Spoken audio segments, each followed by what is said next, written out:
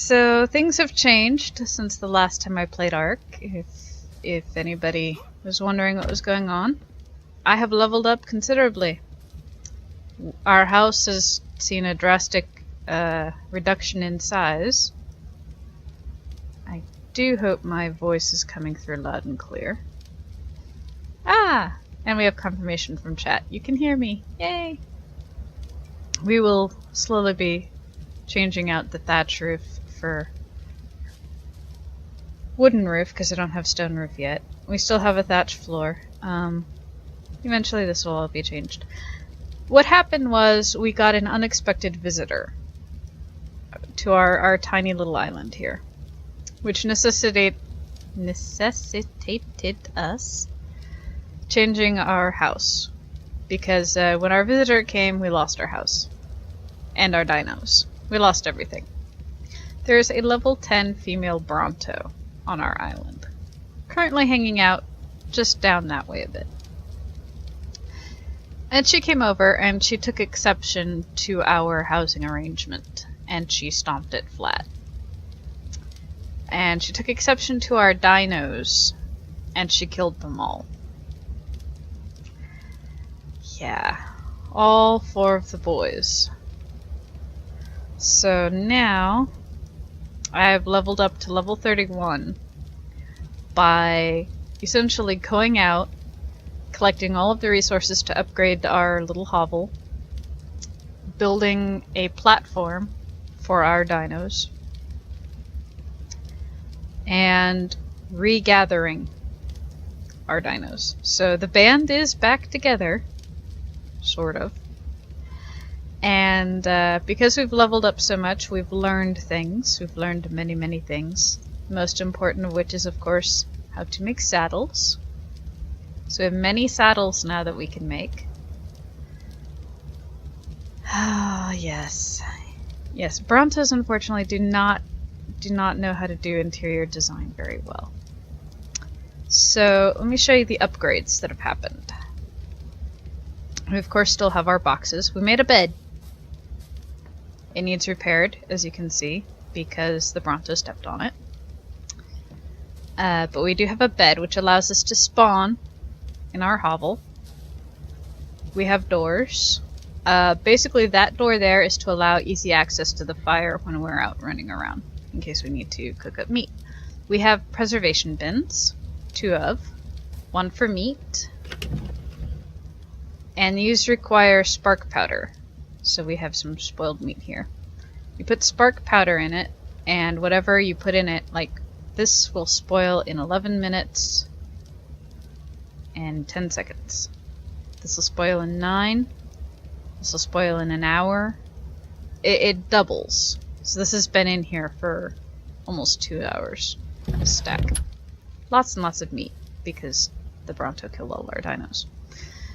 And this one is for the purple berries and the narco berries, which we use with the rotten meat to make drugs. Awesome, awesome drugs. Yes, so many, many berries. So many berries. And normally the berries spoil very fast, so preservation bin is awesome. I showed you guys last time how to make dye with water, charcoal, and berries, and eventually you'll pay more attention to that. Gunpowder I don't care about. Lots of stone. Need more of that. More chitin from killing trilobites. Yeah. Actually, let's go ahead and take the spark powder out of there. I'll put half of the spark powder in. Oh, I guess we'll put all the spark powder in that one. So I've been making lots of spark powder. And over here, again, Brontos. Not good neighbors. We need to repair this too. She keeps stepping on things. Is our large box. The large box has all of our metal, all of our spare saddles, all of our arrows and our narcotic arrows, trank arrows, the silica pearls that we get from the trilobites. The oil we get from the trilobites. This stuff, pelt, we get from the beavers. Beavers were added in the latest update. Giant beavers. I want one. I really want one. Because they can collect wood like nobody's business. On the other hand, I don't have a saddle for one yet. What we do have a saddle for, and what we are going to go out hunting for in the daytime, is a raptor, another Phiomia. I don't know what a Bilzabufo is. I have no idea. Haven't seen one. I've got another Phiomia saddle? Why do I don't think I need 3 Phiomia. Apache, I don't know what they are or how to find them, but if we see one, we'll grab it. The Ichthyosaurus is a dolphin. We are not getting one of those. Not yet. Not for a while. We'll take all of the trank arrows. We'll take some of the regular arrows. And that should do it. I've just been collecting metal.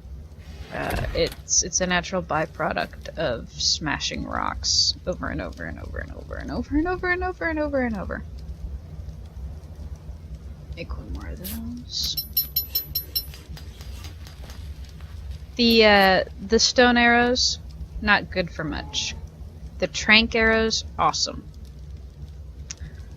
But we need lots of stone for our walls. What else have I made here? Oh, I made a feeding trough, which I'll show you. It is awesome. You put food in it, and any of your parked dinos nearby can just eat from it. You don't have to keep feeding them individually, which is very nice. I've learned how to make all of these structural things because you have to learn them in order to learn other stuff. And the next thing we're going to learn, if we can level up fast enough, is... where is it? There it is. The refining forge. So it needs 21 engram points. And we learn that, and we can make metal ingots, which we can then use to make this smithy, which will let us make metal tools. Yes! Yes! Metal tools. So this is our dino group. Our band. Here are the boys. John, George, Ringo, Paul. And here are the girls. Janice and Pat.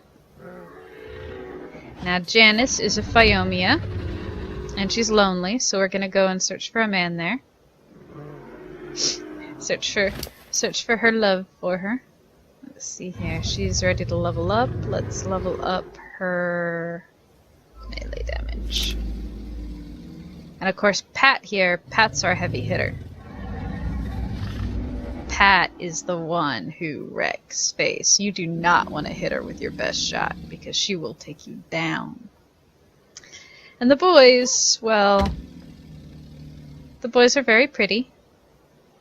So you stick, these are recycling bins or fertilizer bins. You stick the poo in here with some thatch, and they make fertilizer. I don't have any ready. I don't have any more thatch either. We have so much fertilizer! We're gonna come over here, and we're gonna see if we can't find Janice someone to love. Have we found... We have! You're a very handsome man there.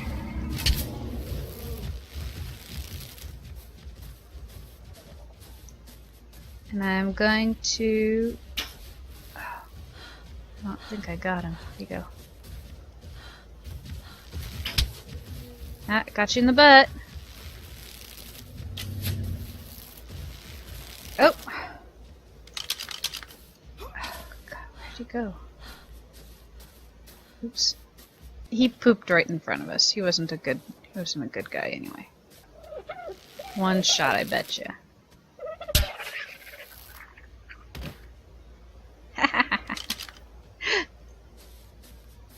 Dottie West? Country music. Ah, country music. There's Dottie West, the country music singer. So the Dodos will be our country band. That's gonna be sadly accurate. Jimmy Dean.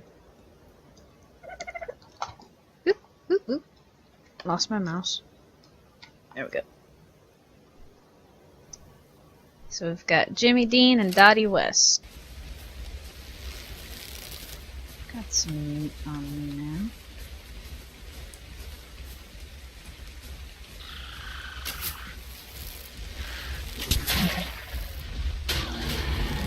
Nope.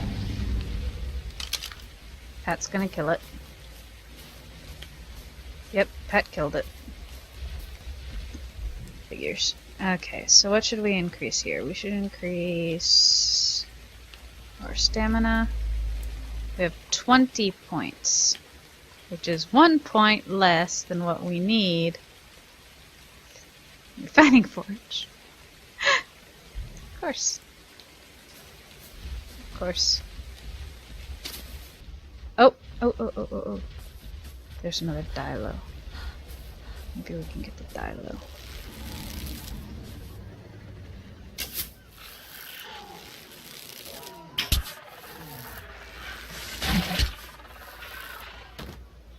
We got the dilo. Have some meat, little monster. Almost done. Got him! We have a dilo! Gordon Sumner. Yes. Okay. You are probably very hungry. We only have one of our birds, and I don't know why. Okay, let's go down here and check what happened to our dumb dodo.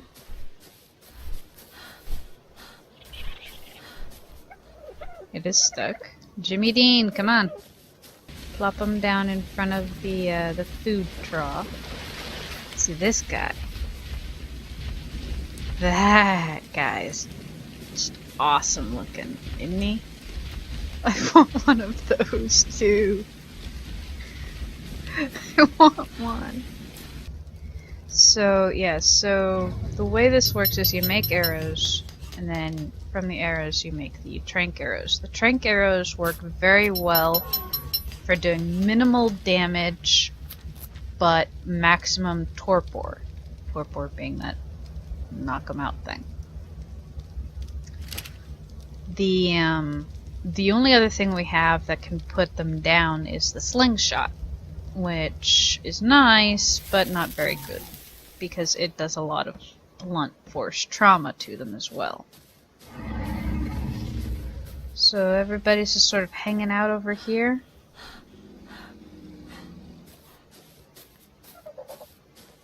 Yep. Okay, you're just sort of hanging out over here. That's fine. That's fine. Got more trikes. Could always try and get Pat a husband. We could do that. They take forever to tame, though. Forever. It took me about 2 in-game days to get Pat. So, she was not fast. That over there, that's a silverback gorilla type thing. And you cannot tame them by knocking them out. You have to sneak up behind them and feed them berries and then run away. Or they kill you. I'm not really fond of the whole killing me thing. Okay. Sorry about that. We are back. You know how it is. People always call when it's least opportune. He had to be tame any moment now. Okay, so what was the name of last one? Come on. Okay, and his name is Neil Geraldo. Okay. And Trike.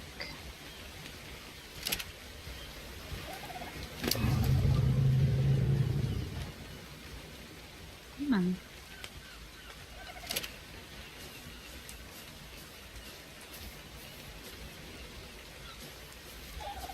So now we need to unburden these guys. Okay, Neil. Are you ready to catch a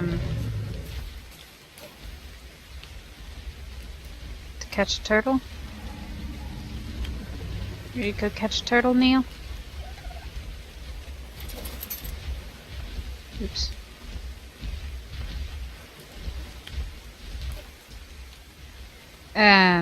The reason for Neil is because Pat Benatar's husband is Neil Geraldo. And then we can get down here and we can tell you health and disable following. We can tell you health and disable following.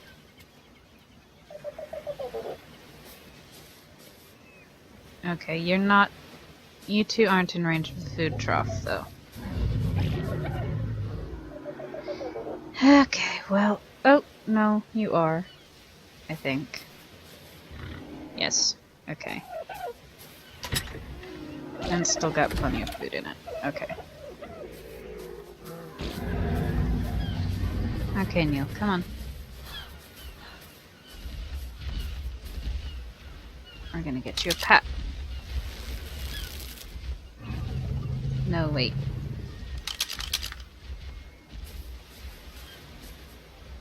Where's, yeah. Neutral. Passive. Do not want you attacking this girl.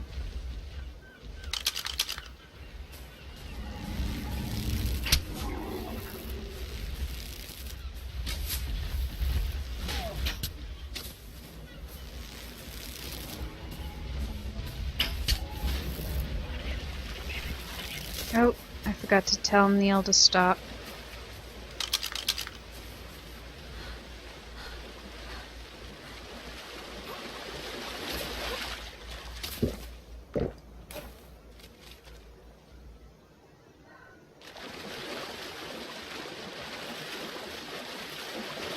Come back up here, please, Neil.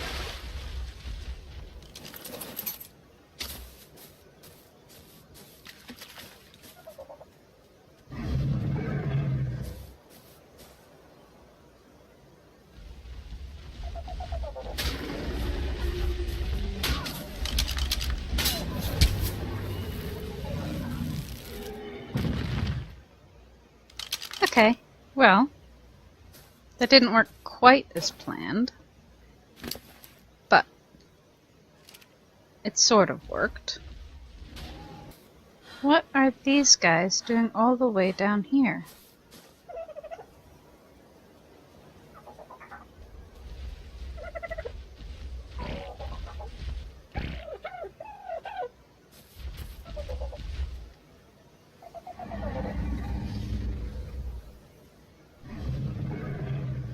Okay, we have to put these guys back home. Now I think neutral means he'll attack anything that attacks us. I think that's what it means. Or anything that we attack. And I'll show you the dossiers. So we have Dodo.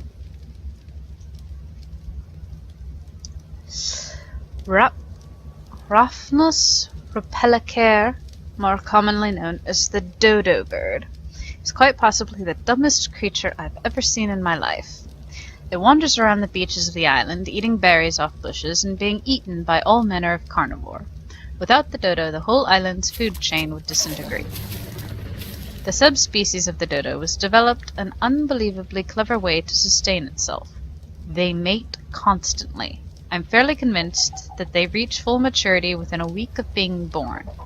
This is the only trait keeping them populous on the island. There is almost no reason to domesticate Arachnis lazaris. It cannot carry enough to be a beast of burden, it does not provide much food, and it's too stupid to show companionship. I suppose it could work as a last-ditch food source, though. Of course, ours are going to give us eggs. Hopefully. It is an herbivore. Wild coelacanth nutritia is one of the few creatures on the island with a relative that can be found back home. The coelacanth lives in the waters around the island, as well as the rivers and lakes within the island. Unlike most coelacanths, coelacanth nutritia meat contains less oil and urea. In fact, it is one of the healthier sources of meat on the island. Most coelacanths are opportunistic feeders that eat anything smaller than itself, likely including baby water snakes, insects, and plant life, and perhaps each other. While coelacanths cannot be tamed the way most creatures on the island can, they provide a possible source of meat for coastal tribes that have the time to catch them. Due to their small size, though, a larger tribe would require a significant number of coelacanths to feed itself. We got this one from killing one. So some of these you have to tame to unlock, some of them you have to kill to unlock. Coelacanths we had to kill. Dilophosaurus. This is the one we just got. Dilophosaurus. Dilophosaur. Carnivore. Dilophosaurus sputarnix is a strange creature. It stands at just over half the size of known Dilophosaurs and runs from aggressors as often as it fights them. Dilophosaurus sputantrix has a few traits not common in the Dilophosaurus genus. It has a very shrill call and a decorative ridge of skin on its neck. I believe these are used to attract mates as well as intimidate prey and would-be predators. Instead of attacking its prey outright, Dilophosaurus sputatrix spits venom to weaken and paralyze it before moving in for the kill.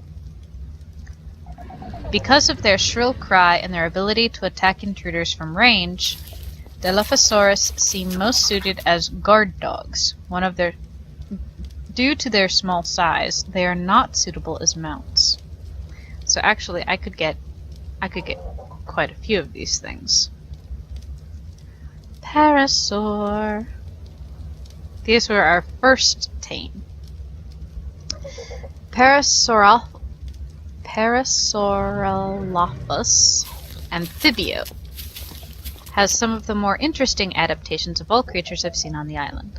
Like all parasaurs, it has its signature head ridge. Very docile at first, I've been able to approach parasaurs with no problem.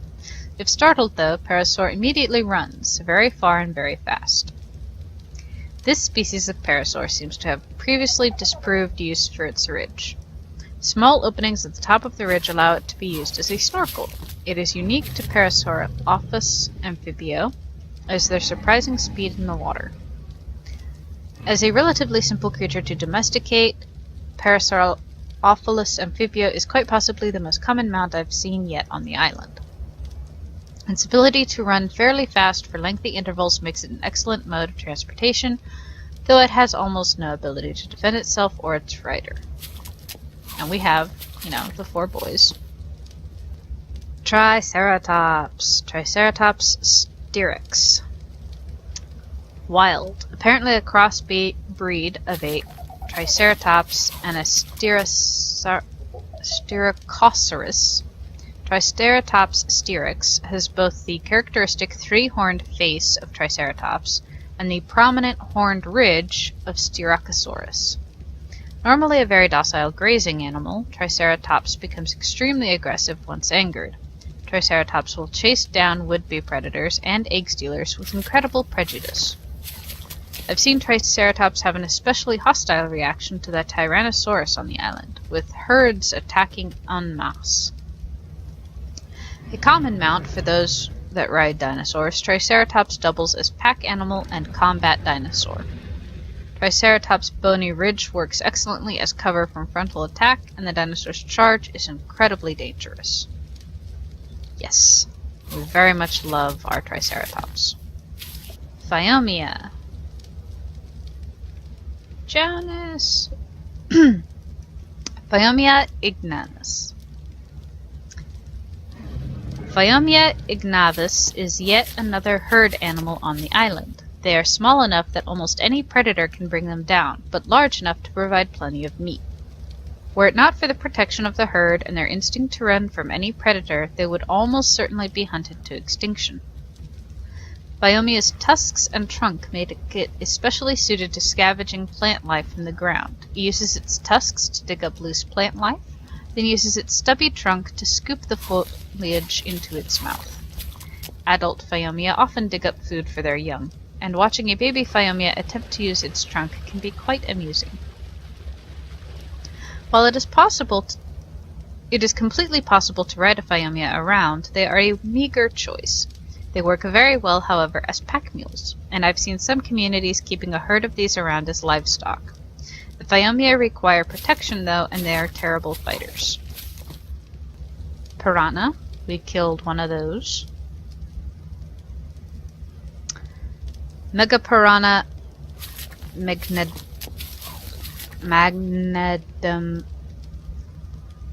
magnadmorsus. Oh, jeez. Megapiranha magnadmorsus is carnivorous fish found fairly commonly in the rivers and ponds of the island. Its bite is incredibly powerful. I've seen them break through the armored turtles of the island.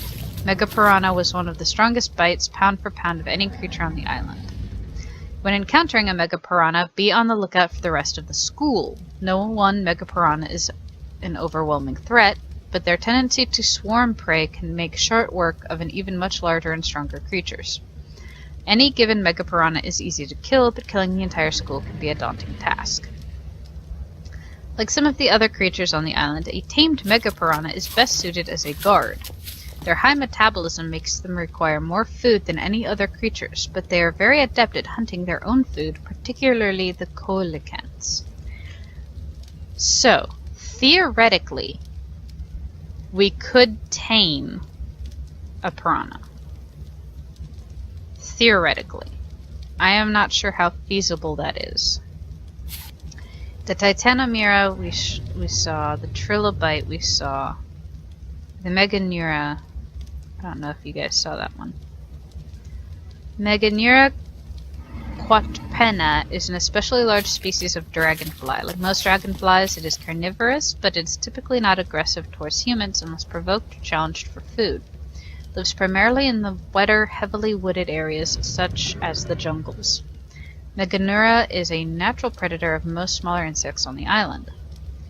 Though not often aggressive, Meganeura will not turn down a free meal. They quickly appear in large numbers to scavenge off the victims of Pulmonoscorpius, rendered unconscious and unable to defend themselves. Of course, the insects do have to avoid the Pulmonoscorpius itself. To disturb a flock of feeding Meganeura, I've noticed it is unwise to disturb a flock of feeding Meganeura. The size of the insects on the island confounds me. The way these creatures diffuse oxygen should limit their size, but Meganeura and other bugs seem to be able to advance beyond this restraint. If there is more oxygen in the air, this could explain Meganeura's growth. The moon is the same. We're still on planet Earth, I'm pretty sure. There's a beaver. There's a beaver! Look at the beaver. It looks like a moving rock. They have badger stripes. I don't really know why. Well, would you check that out? Okay, now guys. Passive.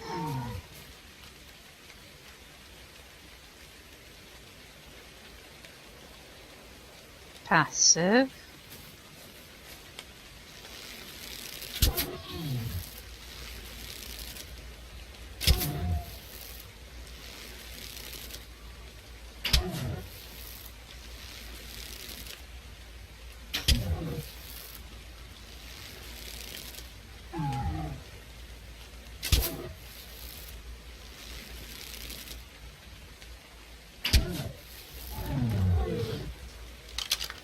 Awesome. Since we've got them loaded up with berries, we really don't have to watch anything except for the taming level. Make sure that the torpor doesn't go down too far and they wake up.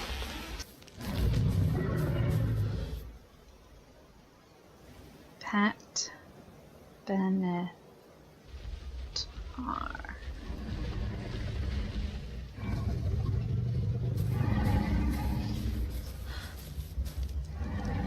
We've got, of course, classic heavy metal here. I wonder if... Yeah.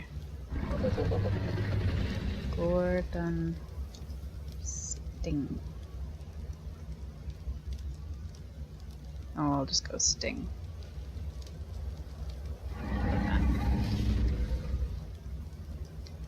Gordon some... There we go. There we go.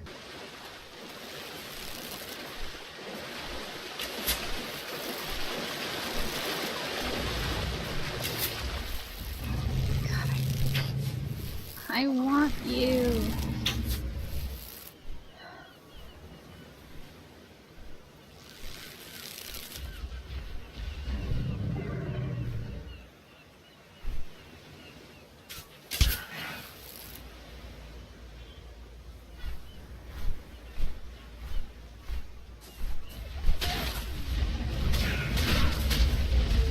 Uh-oh.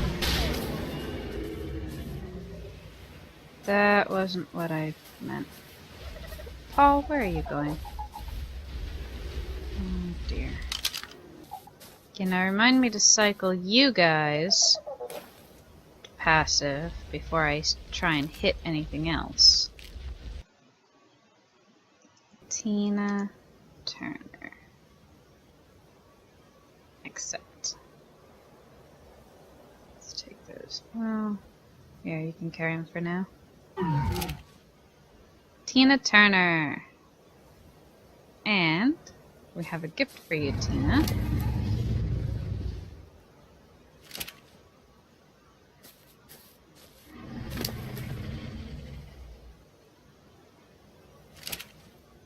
A saddle.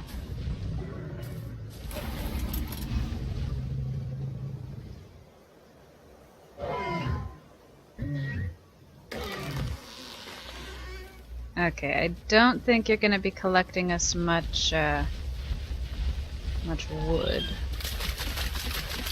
I think you're faster in the water than on land. You're certainly alright in the water.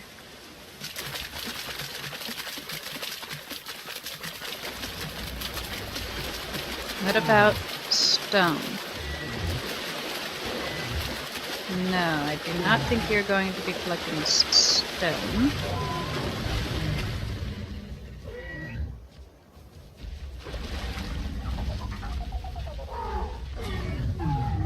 You're okay with berries, but not great.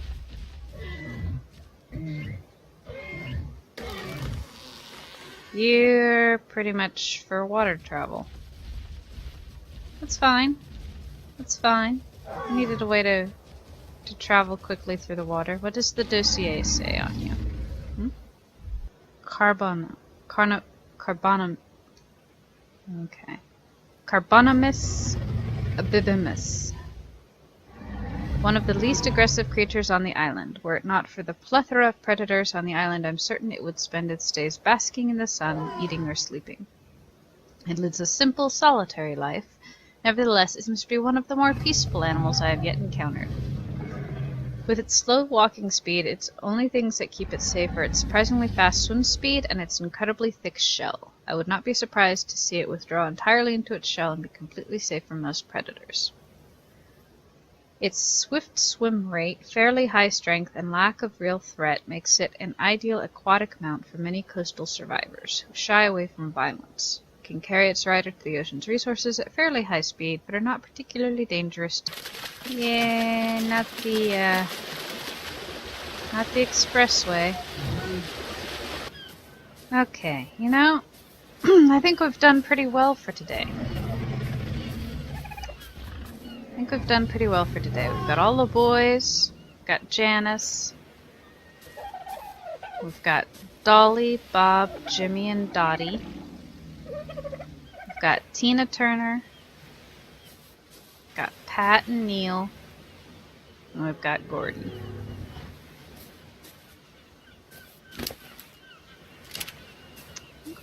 I think we're doing all right. I think I'm gonna call it here for the stream. I'm gonna edit this, cut it down, put it up on YouTube. Tell me what you think, you guys.